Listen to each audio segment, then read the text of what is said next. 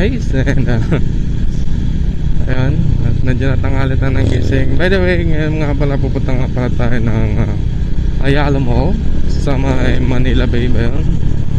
And first time ko lang siya pupunta doon. At pupunta tayo sa Pag-ibig. At magbabayad tayo ng reservation fee.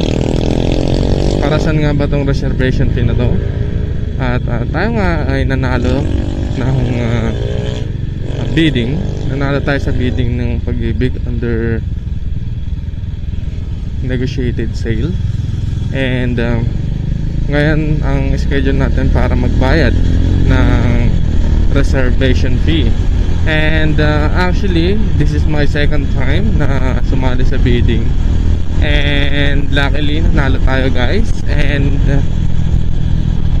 una sali ko ay natalo tayo dahil dalawang properties yun. And natalo tayo gawa ng mayroong mas mataas na nagbid. O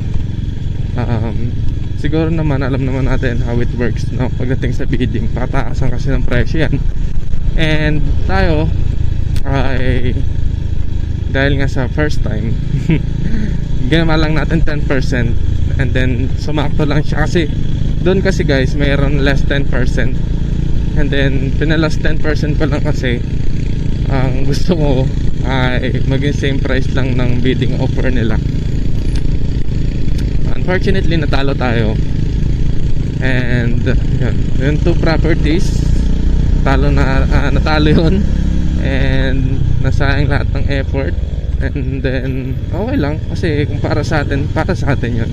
So meaning hindi siya magiging sa atin kasi nga pinagdasal ko na Lord, kung sakali mang hindi para sa amin, tawag mo na ibigay sa amin. At kung magkakaroon lang din kami ng malaking problema rito at di naman giginhawa ang buhay namin sa bahay na makukuha na to, huwag niya na pong bigay sa amin. And yun nga, nagkatotoo, hindi binigay. And then for the second time at tayo ngayon nagbid ng 7 properties. And sobrang galak at nag-uumapaw. Nanalo tayo guys. Nanalo tayo. At yung 7 na yon, sabay-sabay yun nanalo. And hindi ko naman siya makukuha lahat. At isa lang ang aking kukunin. And ayun, so nakakatuwa lang kasi lahat ng effort sa paghanap dun sa property, sa pag-antay nung mga list ng available ni Pag-ibig ay ngayon nanalo na tayo. At konting tiyaga na lang at konting lakad-lakad na lang. May mga lalakarin tayo kung mga bagay-bagay para tuloy na mapasa atin yung bahay. So tayo na yung panalo pero wala naman tayong pang cash, no? Kung may pang cash tayo, sa atin na yung bahay. And unfortunately hindi naman tayo ganun kayaman at medyo tumatama-tama lang. And yun, ano yung sa Pag-ibig, Pag-ibig housing loan. So ngayon hanggang doon lang muna tayo. And dediretso na tayo doon sa Quezon City. Tayo dadaan ngayon ayon dito sa ating mapa. At ngayon lang ulit ako nakapag-vlog guys. And maraming salamat sa sumusuporta. At ingat tayong lahat. Okay? Bye!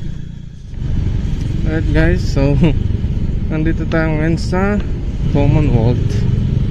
And ayun nga, napaka-traffic.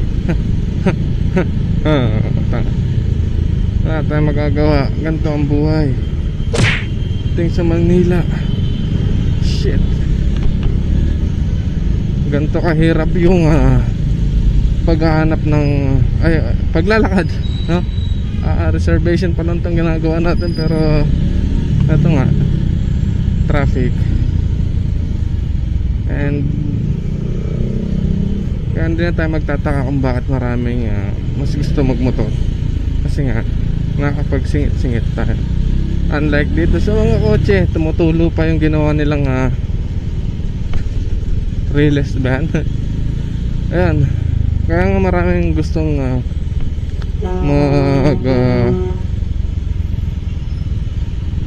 tawag dito putik na yan. maraming gustong magmotor kasi nga mas convenient siya. Sa convenient, doon tayo sa kotse kasi hindi tayo nababasa. Chill lang tayo sa loob. Pero kung tayo nagmamadali at meron tayong nahabol na oras, kagaya ko, 8 PM mamaya ay may pasok pa tayo, no? Siguro dahil na rin sa ginagawang MRT rito, MRT 7, and kailangan ko mag-focus. At ayun na nga, sa mapa natin namumula yung daan. Ibig sabihin talagang traffic. Ayoko dyan, tangina, wala akong tiwala dito. Ayun na, okay, vlog. Yeah! Shit. Ay nako, ang buhay. Laban lang. At ang magagawa, ganun talaga. Namumula, pulang-pula siya, oh. Tapos ayan, adventure na to. So mas masarap tumira sa bahay na talagang alam mo pinaghirapan, diba? So kagaya na itong hirap na to, literal na hirap. Alright guys, so medyo nakaluwag-luwag na tayo sa traffic. And ayun. Dito lang, be mindful lang tayo talaga sa pagmumotor. Dahil unang-una, pagdating dito sa parte na to na maluwag-luwag na at malawak ng kalsada, wala na sinisino dito ang mga sasakyan. Dahil siyempre galing traffic, nag-aabol na yung mga yan. Tapos galit pa yan kapag sinita mo kung bakit sila nasa motorcycle lane, diba? Tapos ang ending, ikaw yung huhulihin kasi lumagpas ka sa motorcycle lane, diba? Ganyan ka sistema ang ganyan ang sistema ng mga regulasyon na dito sa Commonwealth Avenue. And noon pa man, matagal naman na to, bata pa ako, ganito na rito. Sobrang traffic. Kung di man makatraffic, maraming nadidisgrasya kasi maraming pabayang motorista. Pero okay lang. Gaya niya, no? Walang signal light, liligo bigla. How come? Diba? Tayo naman sumusunod lang din. So iyan mo na sila. And ang importante ngayon ay makapunta tayo sa ating paroroonan ng ligtas. At ating nabalitaan, no, ilang sa mga nakikita ko sa post ng Facebook ay ito nang gagaling ang disgrasya.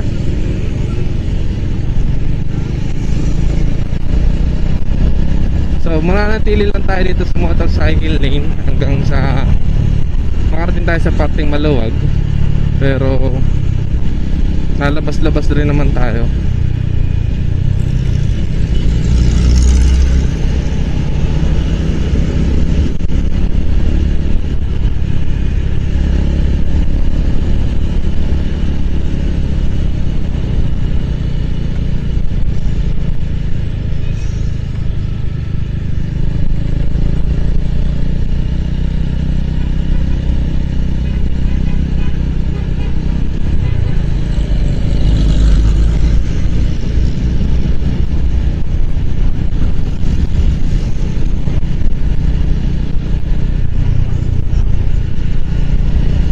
So dito nga pala dapat 60 lang ang ating takbo.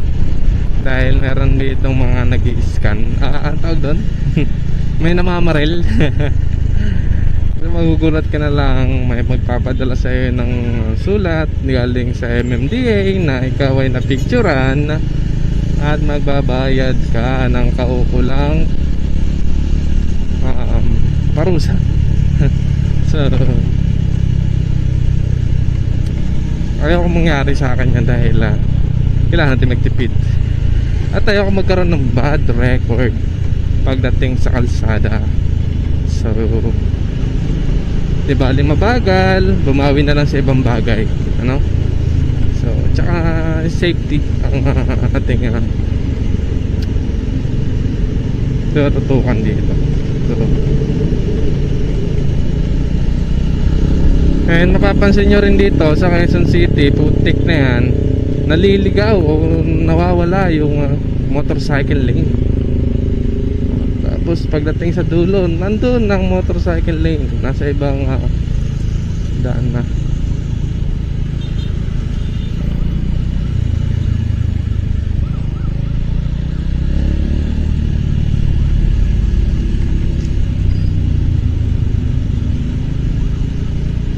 Diba?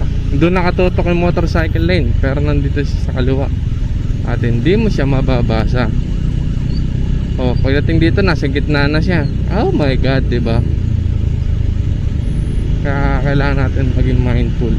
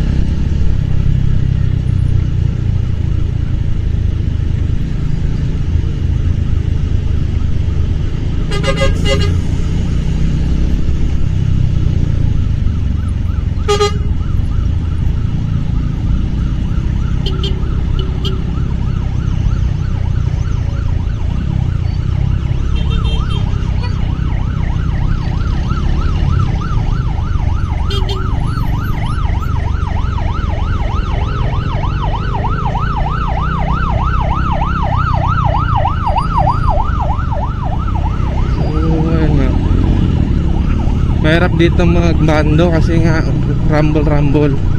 At kung dito ka magkakasakit, ayan ang sitwasyon. Hindi ka agad makabuelo yung ambulansya. Gawa nga ng maraming nakakalat, no?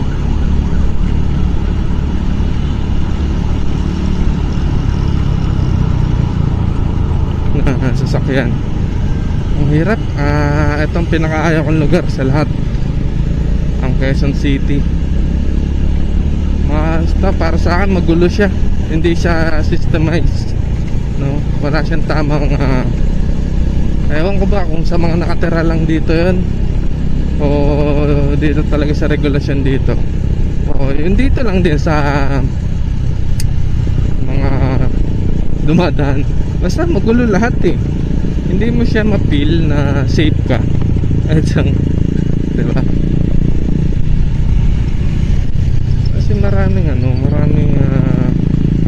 Maraming nangyayari.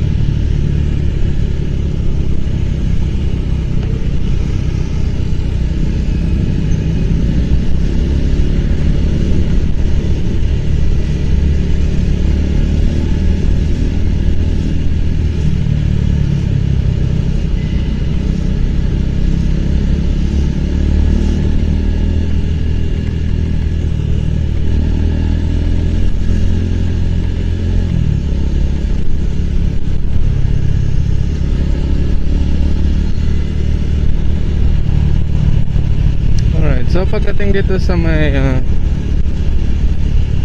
ewan ko kung anong lugar na to. Nawala bigla tuloy. Maganda na siya, may espalto. At ayan ang sinasabi ko dito, mahirap dito dumaan kapag baguhan ka, kasi napaka uneven nung lugar.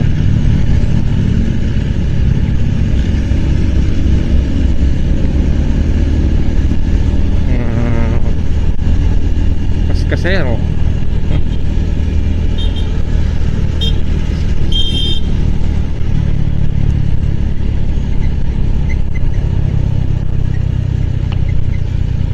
then ikot tayo dun sa Quezon City. Ay nako, ang hirap ng buhay natin. Pero sikap lang, tiyaga, at makukuha rin natin yan. Grabe. Grabe experience. Ang klaseng experience ang ating na-experience. O baka di lang ako sanay talaga sa ganito. Pero hindi eh. Talagang nalilito ako dito at mahirap at magulo. At talagang pakakainin ka ng sistema dito.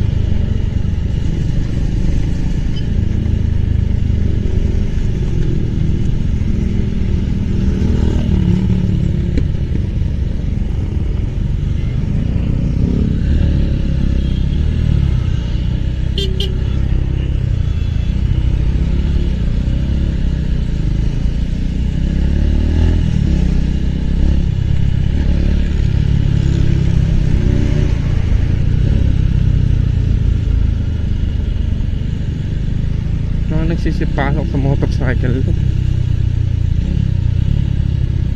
mga pasaway.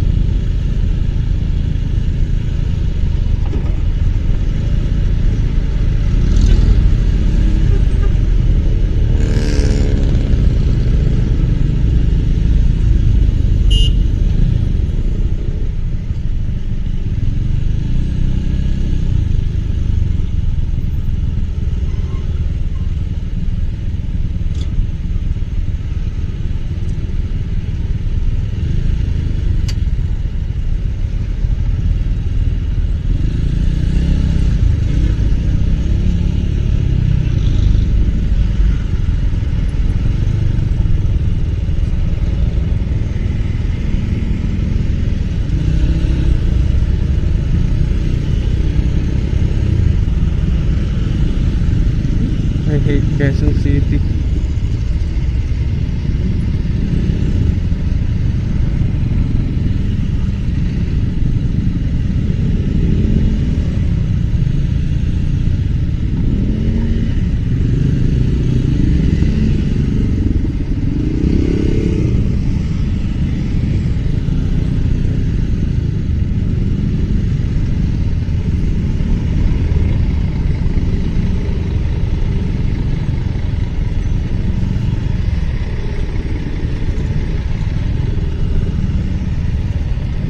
ko ba kung bakit ganito ang buhay.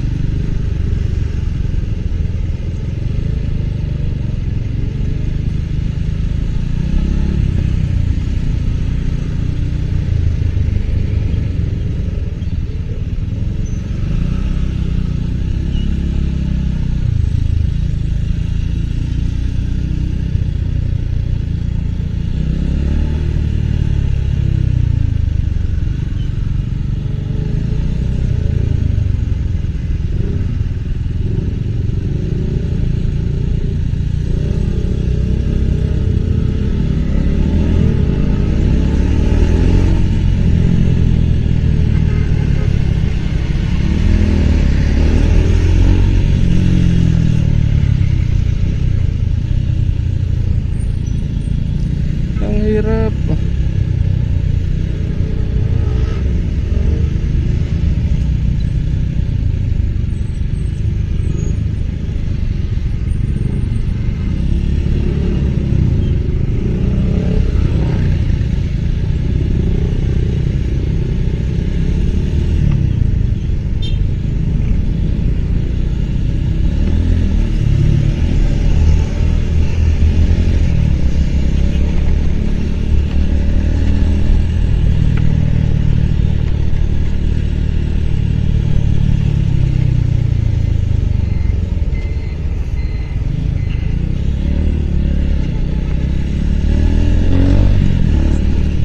Quezon City.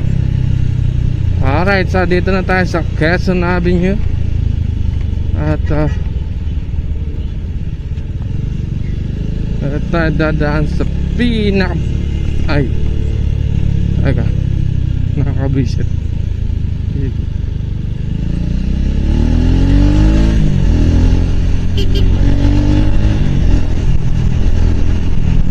See, paano ka dadaan dyan, no? Paano ka dadaan dyan?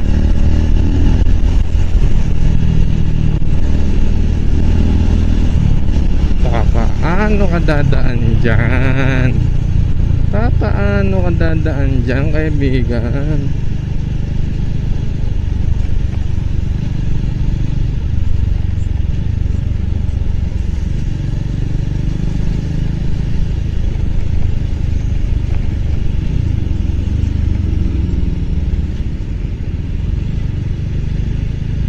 Istud Cubao.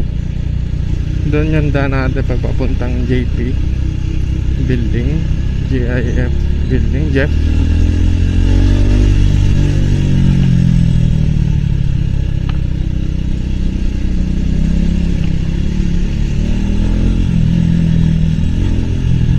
Ayan o. Ayan o. Motorcycle na. Ginawa nyo pang daanan. Alright, diba? Panalo.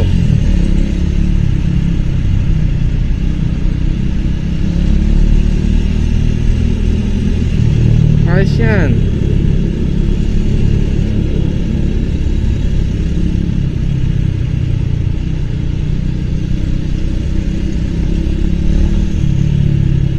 Panalo. Alright kayo dyan.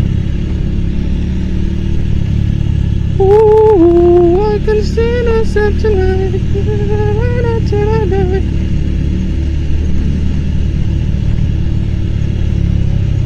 Right, motorcycle lane.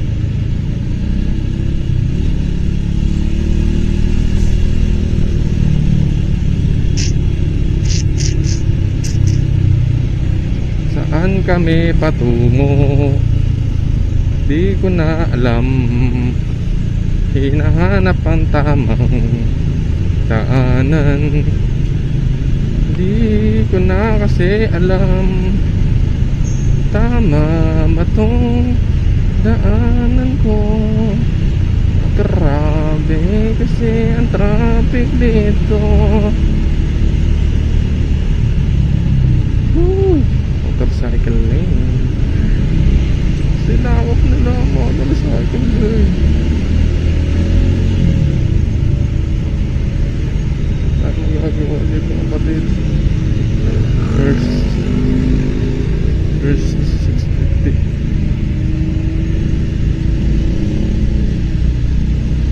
Ano magagawa dyan kapatid?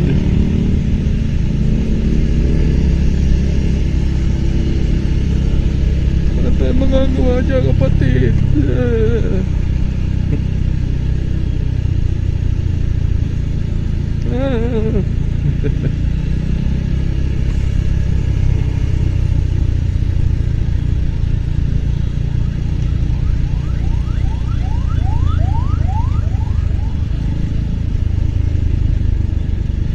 Ayaw ko sumingit-singit kaibigan.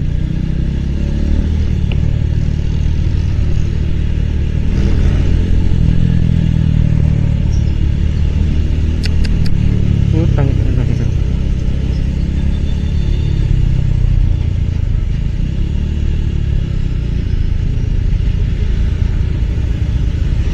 Woo! Tumata.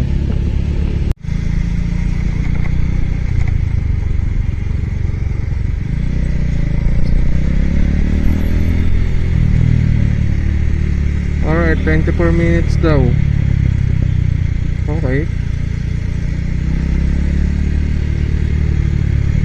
Umalis tayo sa bayan ng 8. 2 oras ang biyahe natin guys. Kasi magte-10 na.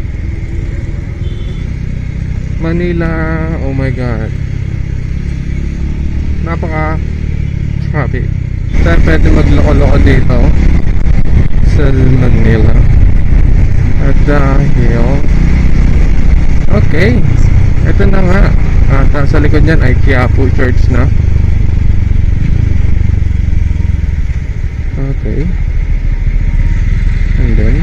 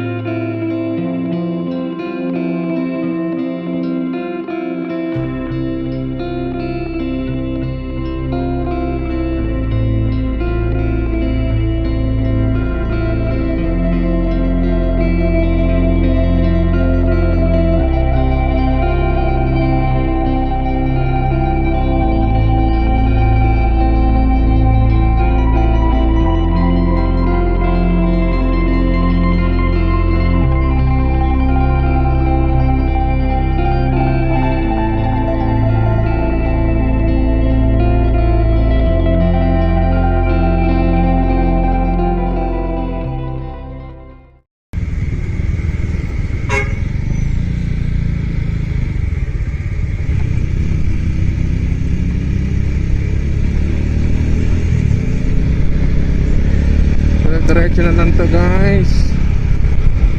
Nandito tayo sa Rizal Park. Alright, Rizal Park.